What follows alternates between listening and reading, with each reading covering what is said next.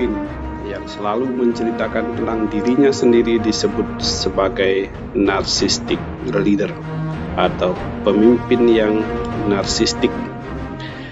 Narcissistic leader adalah tipe pemimpin yang cenderung sangat fokus pada diri sendiri, memiliki keinginan yang kuat untuk mendapatkan perhatian dan pengakuan dari orang lain, serta seringkali mengungkapkan prestasi atau kualitas diri mereka secara berlebihan.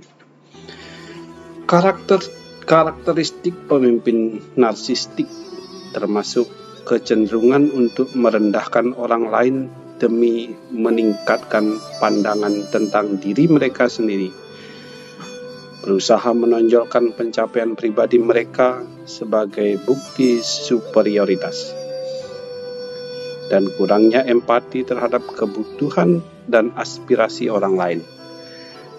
Pemimpin dengan ciri-ciri ini dapat memiliki dampak negatif pada lingkungan kerja atau kelompok yang mereka pimpin karena fokus yang berlebihan pada diri sendiri dapat menghalangi kolaborasi yang efektif dan menciptakan atmosfer yang tidak sehat. Kelemahan pemimpin narsistik memiliki beberapa kelemahan yang dapat mempengaruhi kinerja dan hubungan di lingkungan kerja atau kelompok yang mereka pimpin.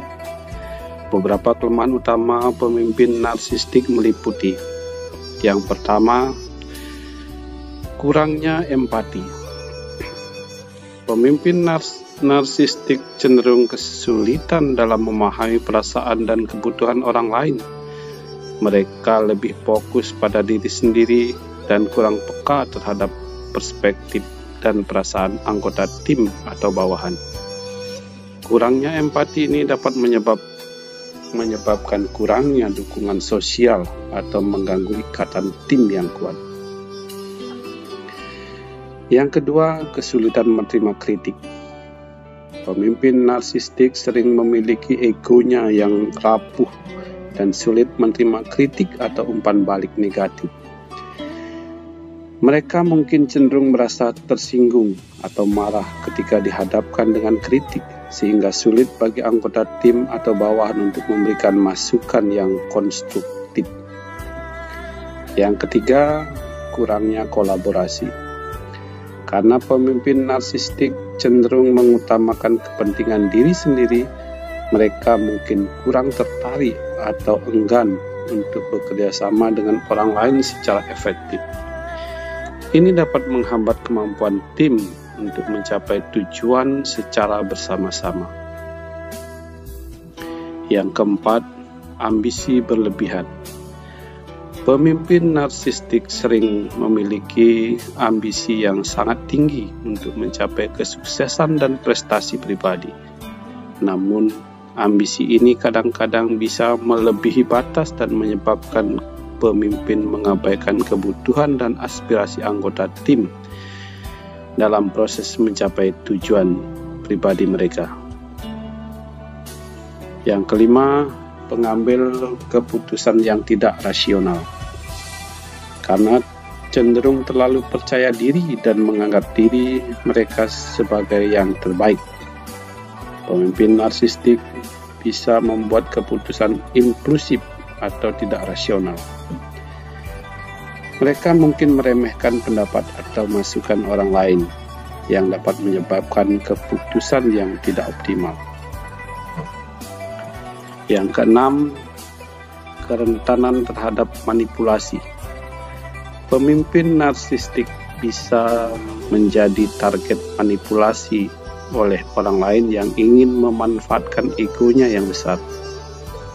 Hal ini dapat menyebabkan pemimpin menjadi rentan terhadap pengaruh negatif atau keputusan yang dibuat berdasarkan motif yang kurang jujur. Yang ketujuh, kesulitan membangun hubungan yang berarti.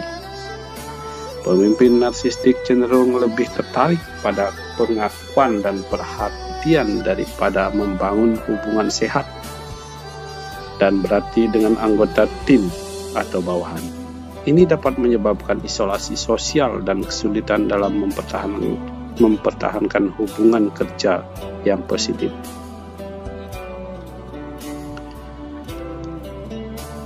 Apa keunggulannya? Meskipun pemimpin narsistik memiliki kelemahan, mereka juga dapat menunjukkan beberapa keunggulan tertentu, terutama dalam situasi-situasi tertentu. Beberapa keunggulan narsistik meliputi kepercayaan diri yang tinggi,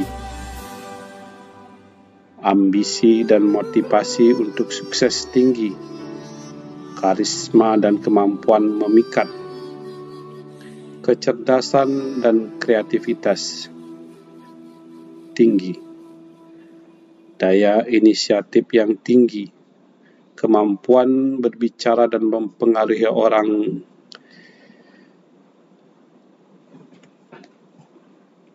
yang ketujuh, ketekunan dan ketahanan terhadap kegagalan. Secara keseluruhan, kepemimpinan yang narsistik memiliki potensi baik dan buruk, seperti yang telah dijelaskan sebelumnya. Pemimpin narsistik memiliki keunggulan tertentu seperti kepercayaan diri yang tinggi, ambisi untuk sukses, kemampuan memikat, inisiatif yang tinggi, dan kemampuan berbicara yang baik. Keunggulan-keunggulan ini dapat membantu mereka dalam beberapa situasi tertentu dan mendapatkan hasil yang positif dalam jangka pendek. Namun, ada beberapa kelemahan signifikan yang dapat mempengaruhi kinerja dan hubungan di lingkungan kerja atau kelompok.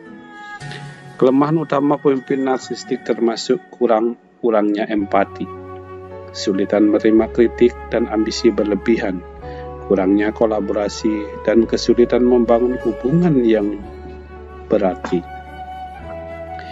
Sifat-sifat ini dapat mengganggu dinamika tim, menciptakan ketidakseimbangan kekuasaan, dan merusak iklim kerja yang sehat.